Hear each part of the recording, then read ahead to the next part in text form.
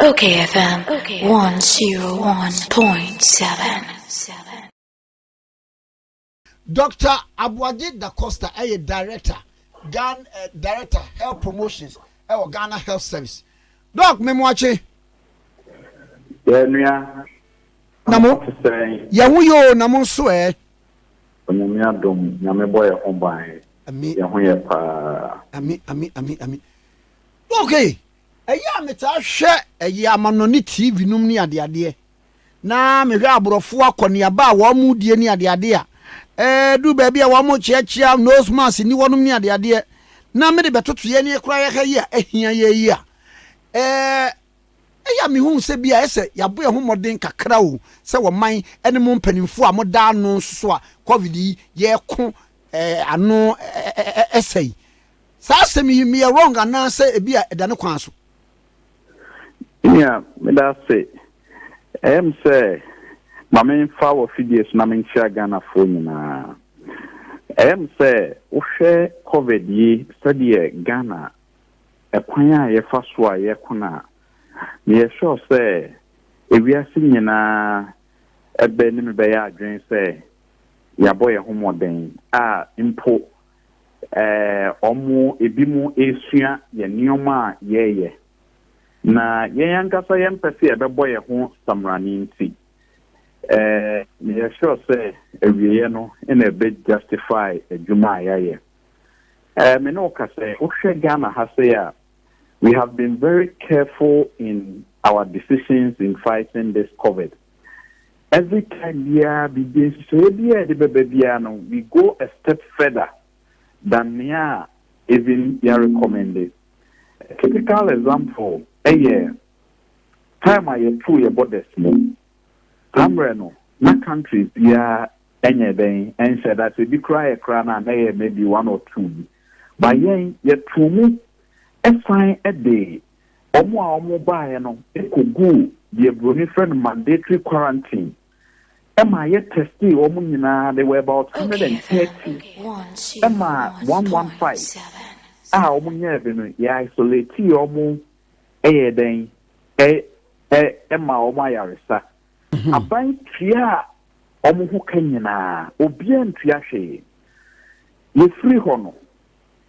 Ohwe ye discharge policy ye de buy WHO recommended 10 days.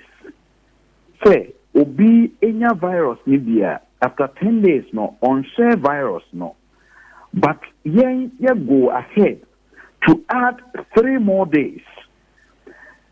Eka ho say uni symptoms a ina yesa ka say impo o symptoms that a symptoms nen koya ye the another 3 days den eka ho me no ka say CDC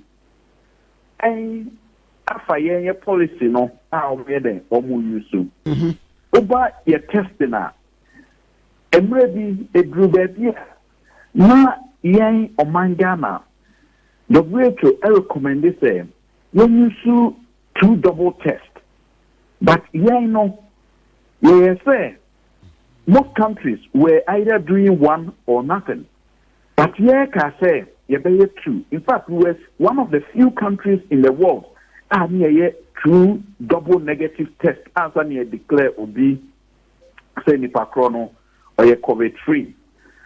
Say share yen social distancing and ye use of mask ye cry. In fact, cry way a friend say more systems to enhance the social distance anyway no. Washa omo use mask. But baby, yen to say yes struggle okay cultural settings any yen structural settings yen to me here we say no. You see, yen practice social distance no of 1 meter. Yen say face mask and yen enka home. And to we mu natural say yen manage COVID no. A strong ko the other amine manage no. Another thing, your method say I use with your friend of 3 T's, which is the tracing, the testing, and the treatment. Now, say you believe it say, Obienya COVID Libya, the contact and the contact ɛnyɛ dɛn yɛnkɔhwehwɛ ɔmo yɛnyi ɔmo free wei ne mu society ne mu yɛmfa ɔmo nkɔ baabi a yɛfrɛ no mandatory quarantine yɛn test no yɛn make sure say nipa koro ɔwɔ bi a nyasa ne yare oni bi a ɔspend 14 days na ano ayɛ dɛn na ɔkɔ ɛno ɛne method ayɛ dɛn yɛ use because yɛn ti a ɔhwɛ a yɛayɛ more tests than most African countries no. And we have done early detection methods. And no na utimi edi detect sa omunya ebino free the population no omunya den omunya ebino. It has been very, very effective. We know ka say ya test over 300,000. Now for per million test of we are about 11 per million or about 11 million or something. So what I say, 11,000 per million population, sorry. So what the American say? And me will say, Oman Ghana, and say, Ghana Health Service, in a Ministry of Health, in a abino etrino, and no in a boyama infection rate, yes, this year, who's the echo for me. Eba, we have worked so hard to make sure, say, you're protecting Ghana for ocean pokra a rank of wound. Ghana's deaths still remain very, very low compared to other African countries. The management of COVID with the cases no. I mean, that's a mean show. So, almost reporting 10 hours critical to severe conditions no. As of last week, now there were about 83% of them recovering. Most of the people now you know, and now no. You will see, say, either say they are rushed to the hospital 48 hours, no more headache, no more. In fact, Minoka say, Ghana's recovery is one of the highest. And not sure say, Yaboya Humode Palm. Again, we share your hospitals and you're overwhelmed. You see, Minoka say, active cases now, or man, the country's burden, no, a good ever form. Intermediate, the American Ghana and Ibiana say, Bon, buying, so no mask. Let's say, Obesa face shield that come out, factor, with no mask, no face mask, so. And to say, buying the Aguho, essay, yen disono, Obi super pepe, ye do super pepe, ye bet near to COVID-19 as saying, if your mind Ghana. In fact, to say the Negusua making. Yegusua ye research and ye nessa ye share and your my no ye evaluate na ye monitor na ye yen say so kaya na say o manpenete committee bi say yen hwehwe school omo a omenye de yen kisho say school hoso ayeden aye say esi em no ka say nkola no omo tro omo exams yegusua ye monitor na see no teams across the country. We are monitoring to make sure that even send colonial exams, they write the exams in safety. Yes, aside minor challenges, no, we are sure say abuapa reducing infections now. Ghana has said no. So yes, say a buying Ghana Health Service. Edimrika is true. We are sure say Samre Ghana and Kabedi wono in Kenya. But me na yedi asida be manyame yedi asida so be ma Ghana for ese mu nyina so a mo ye dem mo boa ye crime government no ka say nipa be 3,000 wo we di omo yare ni bi enti ne atie ne say ese mu nyina mo ye dem mo boa yen na nia protocols na yedi aba no obi e di so ye make sure say you reduce infection ne kra enti mu sanya sanity. Papa said, you read 30,621 per the daily Sinadiaba. Active cases, a woman, a year 3,617. Death toll, no percentage wise of number of cases, I know, a bear saying. Death, death.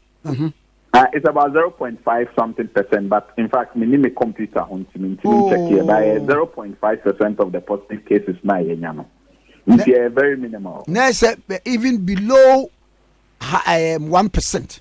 Yes, below 1%. Yes. Wow. Yes. Yeah, the nyamiase na papa afutuo be ne wo ho na no mampani kasa ye no ansori no ye betimi akwa asori na mba bia pe na emum ye observe safety protocols no ene nhyehyeye no afutuo be ne wo ho ma ye ne a kwasiada memene da efiada ye bekọ mosque no ne ade nyina no afutuo be ne wo ho Yeah, me that say. To say, Maminsi Sodia or Mampeni Kaye in terms of the churches ne mosque no, na Ghana for NTS, na min for Futun Kahon. Yeah, na me the transport operatives ne Sodia then a Kahon and the two biafo.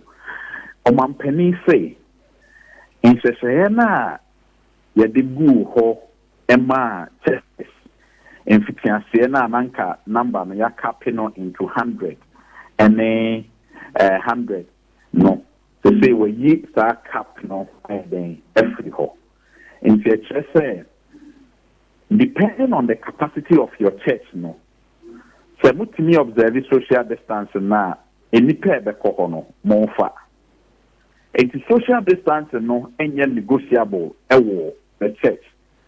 All the other protocols to say we use sanitizer, in place. Na afei Okay, the FM. service now more no One, first two, no 1 hour points. it's so man penny say you dey for 2 hours enti eno na yese na asodie no eda pastors na omo a church leaders na so eso be make sure say on be enforce sa protocols no so dey be ya yen ti asemboni bia e wo ho se obi kwa asori wa kwakonya infection ni bi anase bia ye dem pai boy so ye be bom pai ama asofo no ne asorifo no e se omo kono omo ndi sise ne so no corona bia ensi ho na ye kan ye nyina ye nya corona free churches as ye bie mu amomakoi enti ni nyina akodi se your friend is saying, and she say, no, so be a diso. You see, as some work COVID teams, me sure say, me no, cause sorry, be brave, our coronavirus teams, and no, next, if why, sorry, no more, and a so. And say, us, anyway, no, and she say, I did go almost di super. In fact, last 2 weeks, me quite sorry, me call and me who said, you almost say, anyway, now. Na ya me fekeke say sorry for no and amos for no omudi mraso pa and you know what they've shown maturity in this COVID fight nya o sha if it can say ya two sorry ni mu ebeti samre aye bien kenke ya bebia ye sure say bia nkadia is but omudi mraso omaboa ban omankasa kra uni ebiankasa kra donation ema time ayetete nwiame no asori for nankasa kra bem no mo che Veronica bucket no mo yesi enti aseda na yede be mo nyina Ghana Health Service ni aban eda asofo ni nyina ase ewo nia omo egusu a omo ye emai oman. In fact, most of the pastors no need over protocols ni more. So we spend time to educate the church members on COVID-19.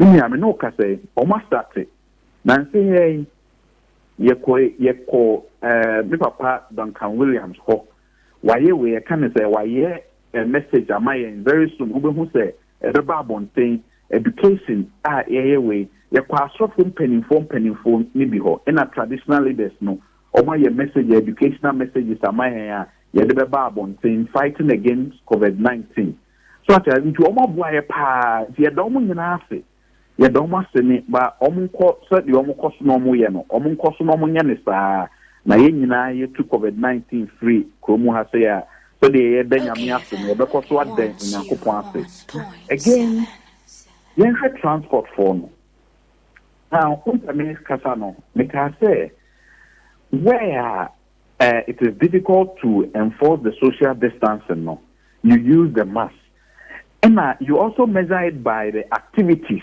air cost. In fact, okay, activities that cost or transport more are very, very limited. So the assign a DBA become motion protocols now. You see transport operatives in the Ministry of Transport. You share and Yoma Amomo on bedding, Omobedis, and Yomin, Oma promises on the GPRT for coalition for the minimum papa. But they all came on the table. That you almost say, you know, I sure say, Omo de Baba Truga, Magana Fun United, and if they walk Mukrana, only who can say so, then Okasana say unnecessary arguments, no home Konabano, because our activities no mean I perceive reducing. And to see a timid protocols, you'll be a sending mass or on our own now being changed, so on our own Cocasso will be home now in your way. I send a virus, no say, Mukrana, send you say, MPM Marbon chain. So I say, and that is, and then I had then, expect it will be as obey. If you are saying enough to her, now Ghana Health Service Krana, you have few cases I walk him, but you contact tracing no. Obian who walk more there was one in Kumasi, the northern part of the country, maybe or you contact tracing, you will be a obi. And he so much dim run so, me sure say, the beer the court not pepe ama kamuso. The low risk night, they are more or more at me actually targets no. But in saying so, the transport operatives no for me enforcement team. They will monitor they will support the police in monitoring. Say Obiabese mass no. And we are non negotiable. Mass media. The one said there police in the US in chain, then your punishment due the amount and not the and said the Mrana Kano, Sana obeying, no. Yes, what say, ya boa, infection, no. I bet ye ne virus, never snap chromo has say, and so both and virus, a cough form, pa. Papa, you better say, near String and Paddy, Mammonium, Mapa, yes, yes, Samobo, you because swad the bono at Wasso, Sabi COVID, when him here in Nimsikani, when him the Wako school. When Marco Denim Penny, and when him or man so different when him will biara, a bit to me, I will biara. Aye, yes, you ever that's a pa. That's it, Yamisha. We shall Baba, bye. Okay, FM. Dr. Abuajida Costa, Director, Health Promotions, our Ghana Health Service in the Nature Command. Okay, FM. 101.7.